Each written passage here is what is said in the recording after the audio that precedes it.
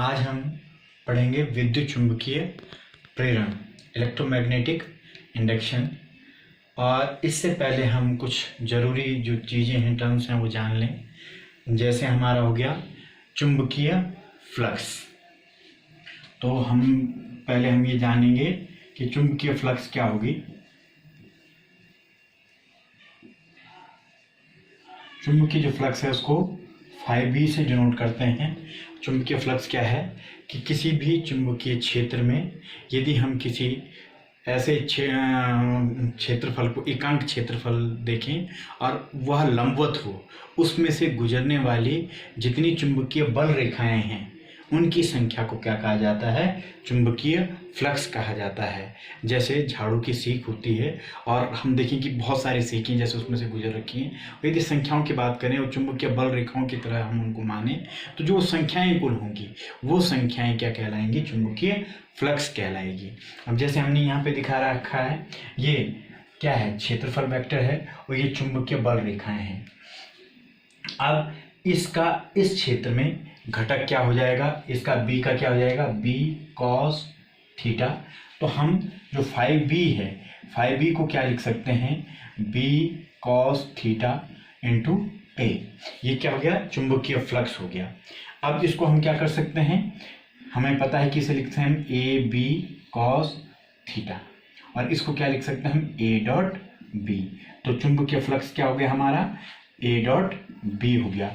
तो ये क्या है? एक अदिश राशि है। और परिभाषा में एक बार फिर कहूं कि चुंबकीय क्षेत्र में प्रति एकांक क्षेत्र, लंबवत रखे गए प्रति एकांक क्षेत्रफल से होकर गुजरने वाली चुंबकीय बल रेखाओं की संख्या को क्या कहा जाता है? चुंबकीय फ्लक्स कहा जाता है। अब इसमें भी देखिए जो कंडीशन है, केस फर्स्ट क्या हो सकता है? थीटा क्या हो? शून्य हो। थीटा जो ये थीटा है शून्य हो, मतलब चुंबकीय बल रेखाएं ऐसे ही इसी दिशा में हो, तो तब क्या होगा? थीटा बराबर 0 है। तो जो 5b है वो कितना हो जाएगा हमारा? ab cos 0। cos 0 का मान हमें पता 1 है, तो ये हो जाएगा ab। दूसरा केस हो सकता है थीटा बराबर क्या हो जाए? 90 डिग्री हो जाए, तब क्या होगा?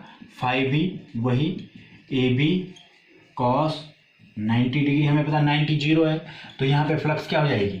शून्य हो जाएगी। और इसके आगे तीसरा केस हो सकता है, ये सेकंड केस हो गया आपका।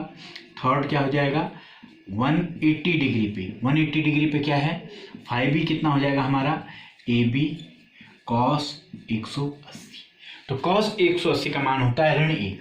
तो ऋण 1 मतलब हमारी जो फ्लक्स हो जाएगी वो क्या हो जाएगी? ऋण ab हो जाएगी। आप देखिए जो ये क्या है, एक तरह से देखिए हमारी जो प्रोडक्ट है वो कौन सा प्रोडक्ट है? ये अदिश राशि वाला है। इससे जो मिलती स्केलर प्रोडक्ट बोलेंगे, ये अदिश राशि है। तो जो हमारी जो चुंबकीय फ्लक्स है वो क्या है? एक अदिश राशि है। और इसका जो मात्रक होता है वो SI में वेबर होता है और CGS में मैक्सवेल होता है। अब एक वेबर बराबर क्या हो जाता है? एक वेबर बराबर होता है 10⁸ मैक्सवेल।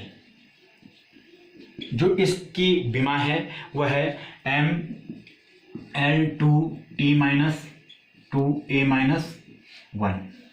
ये इसकी क्या हो गई? विमा हो गई। अब हम मेन टॉपिक पे आएंगे जो हम करना चाह रहे थे, विद्युत चुंबकीय प्रेरण। विद्युत चुंबकीय प्रेरण क्या है? जब भी कोई वैद्युत परिपथ है उससे जो आबद्ध है या उससे जुड़ी हुई जो फ्लक्स है, यदि वो परिवर्तित होती है तो उसमें एक विद्युत वाहक बल या विद्युत धारा क्या हो जाती है? उत्पन्न हो जाती है। उस विद्युत वाहक बल को क्या कहा जाता है? प्रेरित विद्युत वाहक बल। और धारा को प्रेरित धारा कहा जाता है। और ये जो प्रक्रिया हुई है उस प्रक्रिया को कहा जाता है विद्युत चुंबकीय प्रेरण कहा जाता है। तो मेन मुद्दा था कि यदि किसी परिपथ से जो जुड़ी हुई हमारी फ्लक्स है, विद्युत चुंबकीय फ्लक्स है, जब वो परिवर्तित होती है तो तब जाके हमारा क्या होता है? प्रेरित विद्युत वाहक बल उत्पन्न होता है। उसके कितने तरीके हो सकते हैं? सबसे पहला है कि जो चुंबक है, क्योंकि हमें पता है चुंबक क्या होता है, चुंबक से चुंबकीय बल रेखाएं निकल रही होती हैं। तो यदि हम क्या करें, अब फ्लक्स परिवर्तित कैसे, ऐसे यदि हम रख दें तो ये फ्लक्स क्या होगी, परिवर्तित नहीं होगी। लेकिन पहले यदि नजदीक लाएं तो ऐसा हो जाएगा, दूर ले जाएं तो कम फ्लक्स होगी, यहाँ ज्यादा है यहाँ कम है, तो मतलब जो हमारा परिपथ है उसमें फ्लक्स क्या हो रहा है, परिवर्तन हो रहा है। ये एक तरह से एक्सपेरिमेंट है और उसके कारण इसमें क्या हो जाती है, प्रेरित धारा या प्रेरित विद्युत वाहक बल उत्पन्न हो जाता है। तो देखिए यहाँ पे क्या है, निकट है, क्योंकि जो हमारा पोल है उसके पास चुंबकीय बल रेखाएं एक दूसरे के निकट होती हैं, चुंबकीय बल अधिक होता है। यहाँ पे जब दूर होता है तो चुंबकीय बल रेखाएं कम होती हैं, दूर दूर होती हैं, जिसके कारण यहाँ पे चुंबकीय फ्लक्स क्या होती है, कम होती है। तो इस कारण इसमें क्या हो जाती है, हमारा विद्युत वाहक बल प्रेरित हो जाता है, विद्युत धारा प्रेरित हो जाती है। दूसरा तरीका है कि हमारे पास दो हैं, एक वो है जिसमें हमें क्या धारा देखेंगे और दूसरा क्या है, एक ऐसा परिपथ जिसमें हम धारा का परिवर्तन कर सकते हैं। परिवर्तन कैसे होगा, एक बार इसे ऑन करेंगे फिर इसे ऑफ करेंगे। जैसे इसे ऑन करेंगे तो धीरे धीरे धारा बढ़ेगी, धीरे धीरे इसे चुंबकीय प्रभाव बढ़ेगा और इसके चारों ओर फ्लक्स भी परिवर्तित होगी। उस समय धारा में परिवर्तन होगा तो तब भी यहाँ विद्युत वाहक बल उत्पन्न होगा। फिर जब हम इसे ऑफ करेंगे तो धीरे धीरे धारा कम होगी, वैसे ही फ्लक्स जो उससे उत्पन्न हो रखी है वो भी धीरे धीरे कम होगी, तब भी फ्लक्स में परिवर्तन होता है तो इसमें क्या होगी, प्रेरित विद्युत वाहक बल उत्पन्न होगा। फिर तीसरा है कि जो हमारा अपना जो परिपथ है उसी में यदि धारा में क्या हो, परिवर्तन हो, तो यहाँ यदि हम क्या करें, ऑन ऑफ करें तो इसी में क्या हो जाएगा, जब हम इसे ऑन करते हैं तो धीरे धीरे धारा का मान बढ़ता है, मान बढ़ता है तो चुंबकीय फ्लक्स में परिवर्तन होता है, चुंबकीय फ्लक्स धीरे धीरे बढ़ती जाती हैं, उसके बाद एक स्थिर अवस्था में पहुंच जाती है, तब इस पे धारा नहीं उत्पन्न होगी। फिर यदि हम ऑफ करते हैं तो धीरे धीरे इसमें धारा में कमी आती है, जिसके कारण चुंबकीय फ्लक्स में परिवर्तन होता है और इसमें विद्युत धारा, प्रेरित विद्युत वाहक बल और प्रेरित विद्युत धारा उत्पन्न होती है। ये वाली घटना हम घर पे देख सकते हैं, जब भी हम किसी हीटर का प्लग क्या करते हैं, ऑफ करते हैं तो उसमें से चिंगारियां निकलती हैं। चिंगारियां किस चीज की निकलती हैं, क्योंकि उसमें भी प्रेरित विद्युत वाहक बल या धारा उत्पन्न होती है, जिसकी दिशा विपरीत होती है और उसके कारण उसमें चिंगारियां उत्पन्न होती हैं। ये उसका उदाहरण हो सकता है। फिर उसके बाद अगला तरीका क्या हो सकता है कि हमारे जो चुंबक हैं वो स्थिर अवस्था में रहें, सिर्फ हम क्या करें, जो कुंडली है उसको चुंबकीय क्षेत्र में परिवर्तित करेंगे। तो देखिए ऐसे में हमारे पास हमें पता है कि फाई बी क्या है, बी ए कॉस थीटा है। तो थीटा क्या है, इसका कोण, इसके जो तल का कोण है, क्षेत्रफल वेक्टर का कोण है, वो कोण है थीटा। तो वो बार बार क्या होगा, जब ऐसा होगा तो अलग होगा, ऐसा होगा अलग होगा, ऐसा अलग होगा, इस प्रक्रिया में लगातार बदलता रहता है, जिसके कारण फ्लक्स में भी क्या होता है, परिवर्तन होता है और उसके कारण इसमें प्रेरित विद्युत वाहक बल या प्रेरित धारा भी क्या होती है, उत्पन्न होती है। अब देखिए इसमें हमने क्या, ये तो हमें समझ में आ गया कि फ्लक्स परिवर्तित होती है, उसके कारण प्रेरित विद्युत वाहक बल उत्पन्न होता है, उसके कारण विद्युत धारा उत्पन्न होती है। हमें विद्युत वाहक बल अधिक चाहिए या विद्युत धारा अधिक चाहिए, तो उसके लिए क्या करना पड़ेगा, उसके लिए हमें क्या करना पड़ेगा, प्रेरण बढ़ाना पड़ेगा। प्रेरण क्या करना पड़ेगा, बढ़ाना पड़ेगा।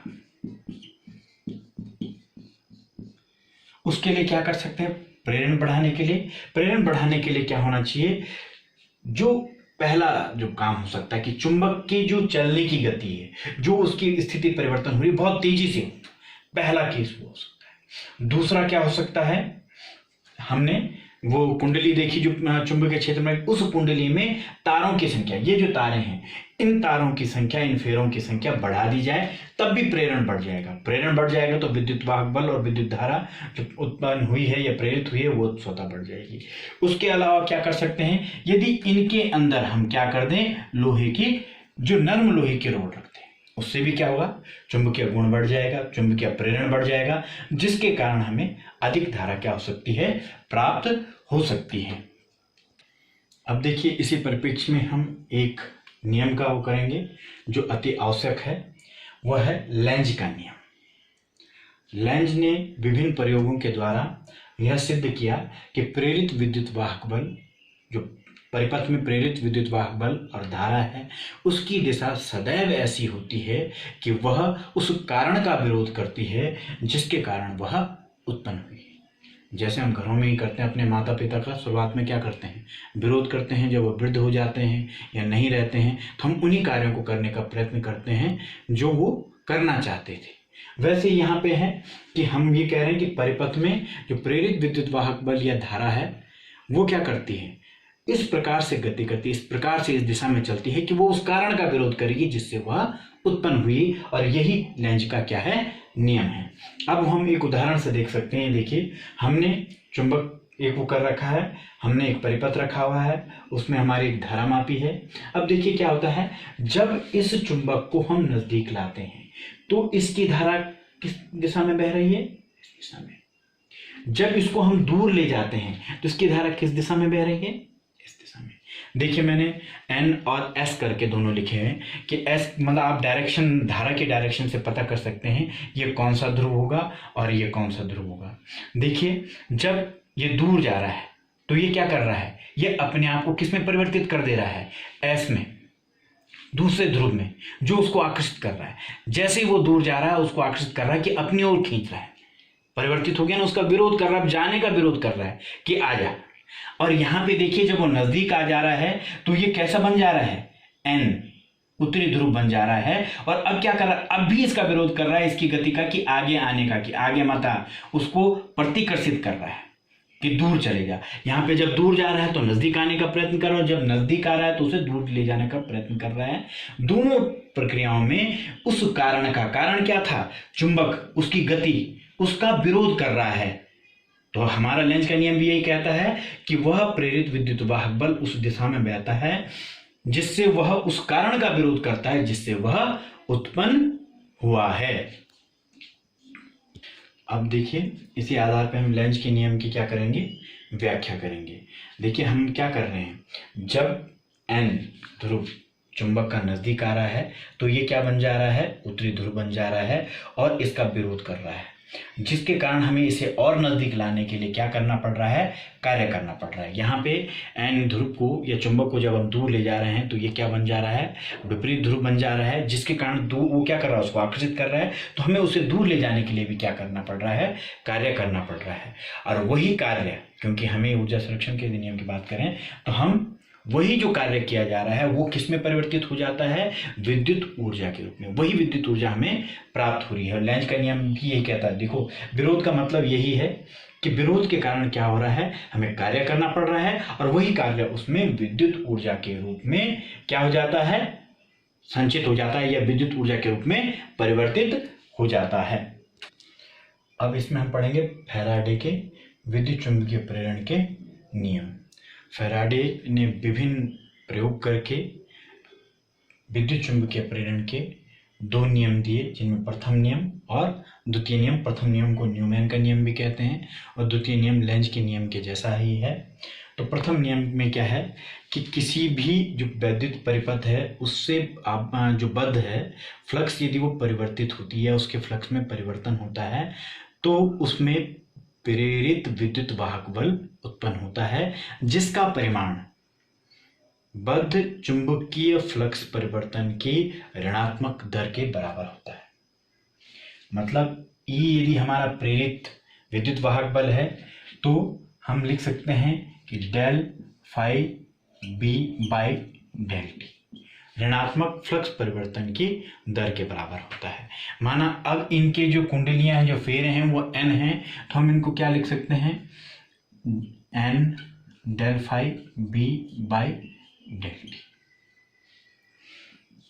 देखिए, डेल टी जितना कम होगा प्रेरित विद्युत वाहक बल उतना अधिक होगा। डेल टी क्या है, समय अंतराल, मतलब चुंबक की गति जितनी तेज होगी, जितनी तेजी से चलेगा, जितनी देरी में वो आवर्त करेगा आगे पीछे, वो समय अंतराल जितना कम होगा उतना विद्युत वाहक बल क्या होगा, हमारा प्रेरित विद्युत वाहक बल उतना अधिक होगा। इसको हम देखिए, जो ये चीज है एन फाई बी, इसको क्या कहा जाता है, इसको कहते हैं हम फ्लक्स ग्रंथिका।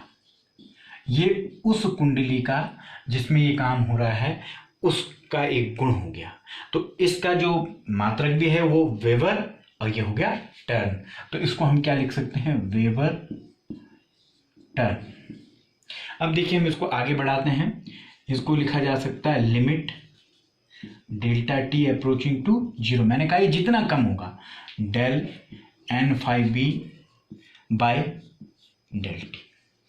तो del T approaching to zero का मतलब है ये समय अंतराल जो है बहुत कम हो, बहुत तेजी से यदि हम उसको आगे पीछे घुमाएं तो प्रेरित विद्युत वाहक बल उतना अधिक होगा। वो हमने पहले भी एक्सपेरिमेंट में आपको बताया है। इसको हम लिख सकते हैं D N five B by D T, या इसको लिख सकते हैं हम N D five B by D T. तो ई बराबर हमारा कितना आ गया। अब उसके बाद द्वितीय नियम,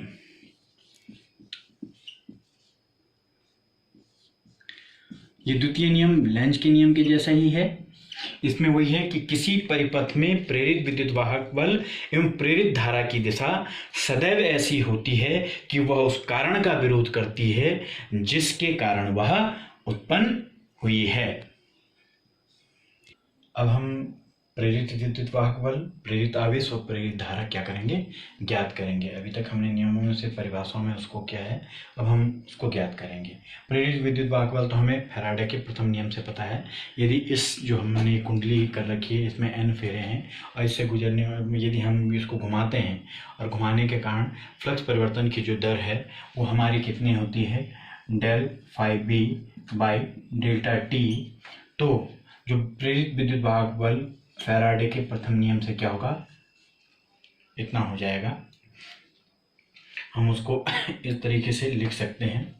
और क्योंकि ऋणात्मक सिर्फ क्या करता है, दिशा बताता है कि वो विपरीत दिशा में है, और ऋणात्मक दर जो बताती है, यदि हम इसको परिमाण के तौर पे लें तो हम इसको क्या लिख सकते हैं, ई बराबर N del five B by delta T लिख सकते हैं।